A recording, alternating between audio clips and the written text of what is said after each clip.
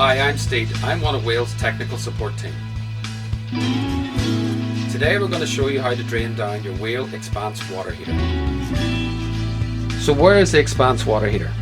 It's either under the bunk, kitchen cupboard, or under the cooker. Okay, let's get started. The first thing we need to do is turn off the pump. Next, we open the taps into the hot position.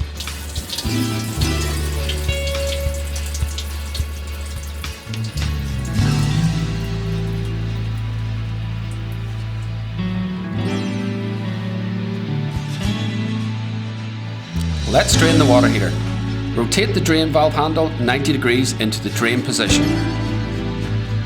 The heater is now draining.